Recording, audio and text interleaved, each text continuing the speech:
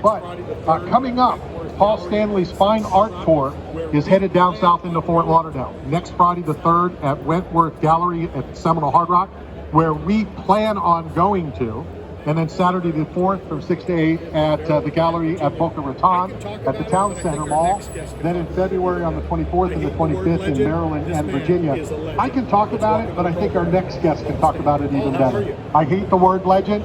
This man is a legend. Let's welcome to the program, Paul Stanley. Paul, how are you?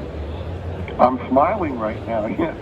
You know, when you don't have to fish for those kind of compliments, that's great. I'm really doing terrifically, and it's great to speak to you, and looking forward to coming down to your neck of the woods. Talk about, you know, we're going to talk about the gallery, but first let's talk about how you started this. I know that you've been doing this for quite some time, but just one day you sat down and started to paint, and it came out like it is? Actually, about 20 years ago or so, a little more, I was going through a pretty rough time personally, and my best friend said to me, "You should paint." And I was like, "Really?" And something about it kind of like resonated with me. So I went to an art supply store and bought paints, brushes, an easel, canvases. I had no idea what I was going to do. I spread newspaper all over the floor and started painting. And at first it was kind of just, I guess, stream of consciousness, just kind of like purging, you know, better than being in the shower screaming. So I just started painting, and every time I painted, it was kind of like a relief. It was kind of, that was what I guess that's what I was feeling. And it was kind of primal, but it was also a lot of color. And never did it with the idea of anybody seeing it, but I did a couple of pieces that I really liked, and I hung them at the house, and people would always come over and say, "Who did that?" And they weren't signed because I was too self-conscious to sign them. And then at some point, I met somebody in Hawaii at an art gallery, and he said, "You know, I'd like to do a show one day of your art." And I was kind of, again, I was like, "Really?" And finally I did it. I was pretty ambivalent and kind of hesitant.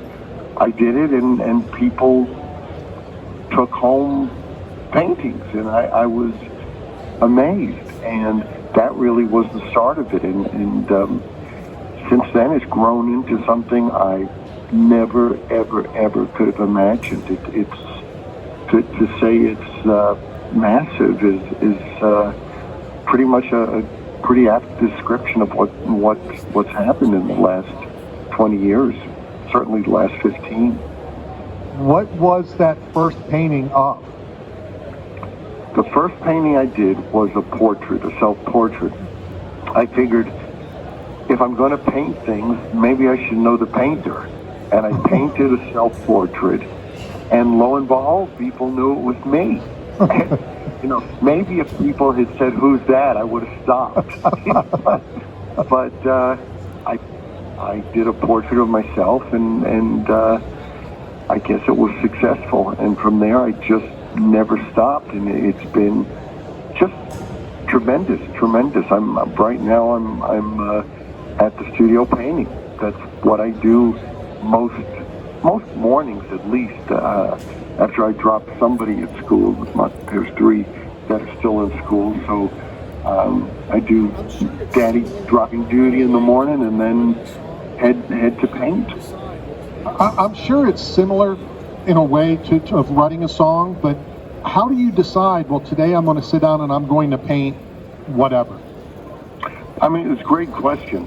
Truly, the thing about art for me and painting for me that's very different than music, perhaps because I chose to do it this way, is I do it without any real structure or without any real limitations or boundaries that songwriting has. In songwriting, you have a key, then you have music, bridges, choruses, verses, then you have lyrics, you have to have a rhyme, And in art, I guess I made a point of really just painting. I'm not Picasso by any stretch of the imagination, but Picasso said if he had to describe himself, he'd say it was a painter without a style.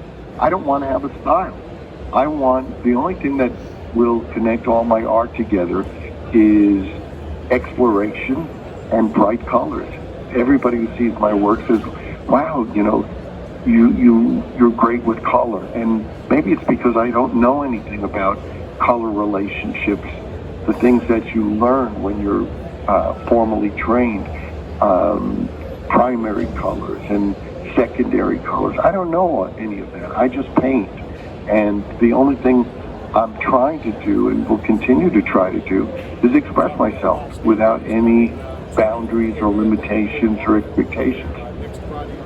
We're talking to Paul Stanley, who's coming to the area down in Fort Lauderdale. He'll be there next Friday on the 3rd, and then Saturday at the Boca Raton Town Center. I'm curious, Paul, is it the same feeling as you're on stage, you're singing, you see the crowd, as well as you're at a gallery and you see people coming in and staring at your paintings? Is it the same kind of feeling, or is it different? I think it's different. It's different. Certainly when I'm on stage, if you have 20, 50, 80,000 people, they're involved with the show. They're involved with the interaction with me. In a gallery show, it's I don't know. There's certainly less screaming, and there's less arm waving, but I find it connects. People will say to me, I don't know anything about art, but, and then they'll start to say something. I go, wait a minute, what do you need to know? You don't, every opinion is valid, and the idea that you need an education to have an opinion is really the work of critics, because they put that forward because their salary depends upon it. You don't need anybody to tell you what's good. If you're a vegetarian, who's going to tell you about steak? I mean, it's just, it doesn't work like that. Everybody is well prepared to have an opinion and like what they like. So that's part of why I do shows. It's not only because of the accessibility to people purchasing art, but it's also just time to say to people, hey, this is what I do, and you could certainly go home and paint on your own, and you also don't need a degree to be able to say I like something or not. As you compared the two, 80,000, 110,000, I'm curious, will you ever have a zip line at one of the galleries? They're too small. I'd hit the wall really quickly. So Paul, going back to the expression part of music, the expression of being an artist, are you familiar with the new AI technology, the Chat GPT? Have you seen this where people can just give it content and it will create lyrics or a song? Fascinating. It's a bit creepy and it's a bit scary. They've done it with art also, and to be able to say, hey, let's come up with a Led Zeppelin type tune, or to feed some information in and have it spit out something creative is a little scary. Computers and artificial intelligence. I'm just one of those people that says, where does it end? At some point, they probably will be thinking on their own and communicating with each other, and then we're in trouble. Wow. For sure. Paul, I'm curious, are you a sports fan? Are there any particular sports teams that you follow? I love going out here to basketball games, mainly because one of my sons loves basketball, and so to sit courtside and see these giant athletes, these just amazing human machines. It's exhilarating. And then, of course, everybody will follow sports news, and when you see somebody hurt, or in a recent case, when you see somebody's heart stop, and thank goodness, for the medical team there that was able to revive him. We all get caught up in that. It's just human nature.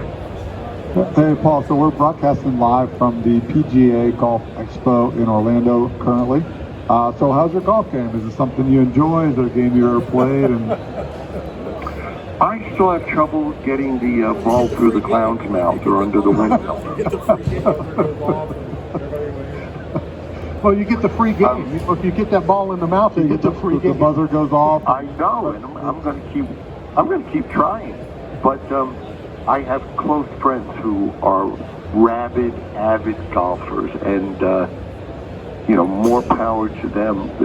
Interestingly, a couple of decades actually ago, my manager wanted to get me into golf and got me an amazing set of Callaway clubs and beautiful shoes, and unfortunately I had to have a hip replacement around then.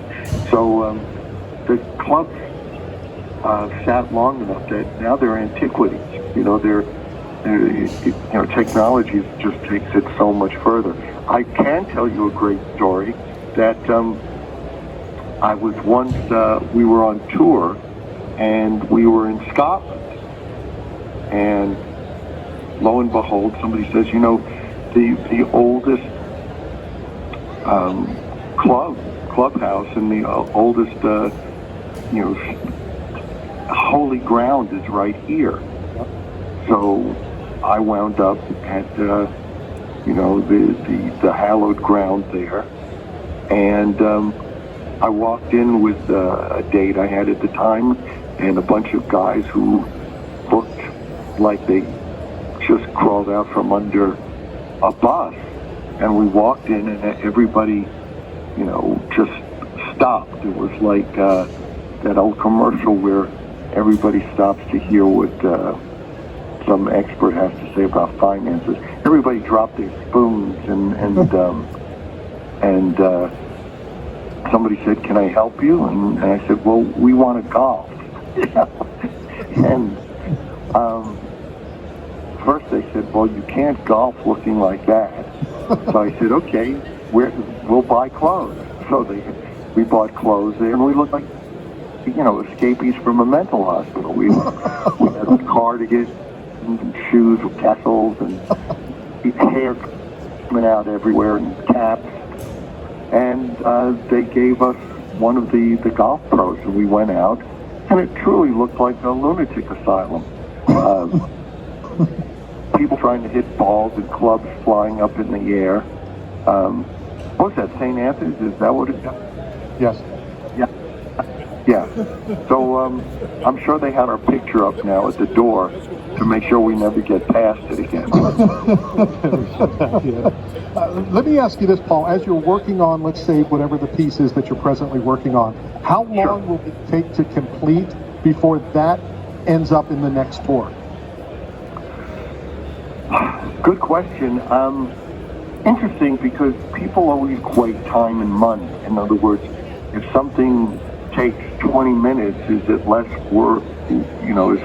less than something that took 20 years? And the answer is really no, because what's impossible for one person, no matter how long they have, is possible for someone else. So it's a long way of saying, when people say to me, when they see a piece and say, "How long does that take?" At this point, I say 70 years. I say, I couldn't have done it any sooner. Hey, Paul, so on parting ways here, I just want to say, I think you should do a self-portrait of you recreating that scene at St. Anthony's and give it back to the club so they can display it proudly of you and your band on the court dressed in the cardigans, and I think should be your next piece. Well, if you want to see anything similar, you can watch the film One Flew Over the Cuckoo's Nest, and that pretty much approximates what was going on there. There you have it. Paul, thank you very much for your time. Awesome. I know we have your address. We're going to send you a package from 8 Man Strong. Some gear. Hopefully you gave everybody size. If not, we'll get back in touch. I want to send the whole family. As well as I will jump in the car. We're in Tampa. We're going to drive down to meet you on Friday. Oh, please. Yeah. We will leave now to make sure we're there in time. We will definitely be there. Thank you for your time, and I'll see you next Friday in Fort Lauderdale. I won't start without you. Appreciate it. That's awesome. That is Paul Stanley from KISS. Honestly, Great guy. it's tremendous. You know, it's Unbelievable. one of my bucket lists was to see KISS, and a couple of years ago, my younger brother and I went to Philadelphia and saw him, and that was the zip line where he zips to the back of the arena, and loved the concert. And yeah, we're going to get a hold of Steve, and we are going to make that trip to Fort Lauderdale next Friday for sure. I want to purchase a piece.